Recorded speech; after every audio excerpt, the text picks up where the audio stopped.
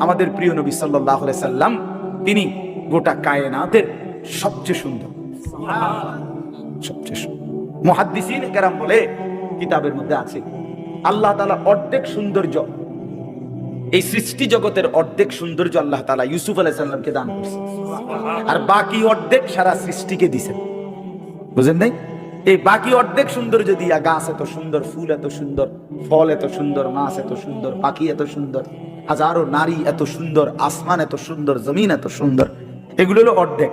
আর ইউসুফ আলাইহিস সালাম একাই অর্ধেক। আচ্ছা বেটা কি সুন্দর আছে, বেড়িরা যে দৌড় দিছে না পাগল হইয়া, এইটাই তো বহুত কথা।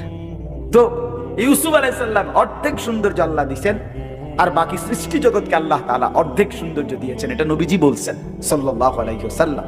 তো মুহাদ্দিসিনে কেরাম ব্যাখ্যা করছে যে নবীজি তো দুই ভাগ করে দিলেন, অর্ধেক বললেন ইউসুফকে দিছে আল্লাহ, অর্ধেক সৃষ্টি জগৎকে। তো তিনি নিজে, বুঝেন নাই, মানে উনি নিজের ব্যাপারে তো কিছু বললেন না, ওনার সৌন্দর্যটা। তো মুহাদ্দিসিনে কেরাম বলেন, এর দ্বারা এটাই প্রমাণ করিলেন, বিনয়ের কারণে, তাওয়াজুর কারণে নিজেরটা তো বলেন নাই, বুঝাইতে চাইলেন উম্মত আল্লাহ তাআলা অর্ধেক ইউসুফকে দিয়েছেন, অর্ধেক গোটা সৃষ্টিকে দিয়েছেন, একা বন্ধু মুহাম্মদকে পুরাটাই দিয়েছেন,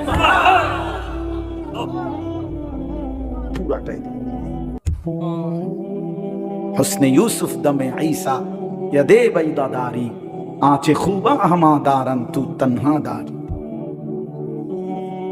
আল্লামা ইকবাল বলে, হে নবী মুহাম্মদ সাল্লাল্লাহু আলাইহি সাল্লাম, সোয়া লক্ষ আম্বিয়ার যত গুণ, সৌন্দর্য, বৈশিষ্ট্য একটা একটা করে যদি তালাশ করি আপনার মাঝে